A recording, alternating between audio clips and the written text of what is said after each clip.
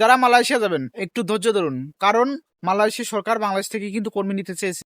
তো সমস্যা একটা আছে, রিক্রুটিং এজেন্সির একটি সমস্যা আছে, যেখানে বাংলাদেশ চাই বয়েসেল সরকারি এজেন্সির মাধ্যমে বাংলাদেশ থেকে কর্মী লাগ, কিন্তু মালয়েশিয়া সরকার তারা পুরাতন যে সকল রিক্রুটিং এজেন্সির অনুমোদন দিয়েছিল সে সকল রিক্রুটিং এজেন্সির মাধ্যমে কিন্তু কর্মী নিতে চাচ্ছে।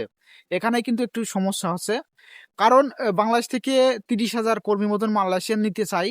তো সেটি সরকারি মাধ্যম হলে অল্প টাকায় আহ, যেতে পারে বাংলাদেশের কর্মীরা, কিন্তু মালয়েশিয়ার দিক থেকে তারা চাচ্ছে যে সকল রিক্রুটিং এজেন্সির মাধ্যমে আগে কর্মী নিত সে সকল রিক্রুটিং এজেন্সির মাধ্যমেই কর্মী নেওয়া হবে। তো যেখানে সিন্ডিকেট হওয়ার সম্ভাবনা আছে। তো এই নিয়ে একটু সমস্যার মধ্যে আছে। আপনারা ওয়েট করুন, অবশ্যই খুব দ্রুতই বাংলাদেশ থেকে কর্মী যাবে মালয়েশিয়া, এবং মালয়েশিয়ার সরকারও কিন্তু নিতে চেয়েছে। আপনারা একটু ধৈর্য ধরুন, কারো হাতে টাকা পয়সা পাসপোর্ট এখনই দেওয়ার দরকার নেই। যখন কর্মী নেয় অবশ্যই আপনাদের তথ্যটি জানিয়ে দেওয়া হবে। আপনারা অবশ্যই নতুন নতুন তথ্য পেতে মালয়েশিয়ার চ্যানেলটি সাবস্ক্রাইব করবেন।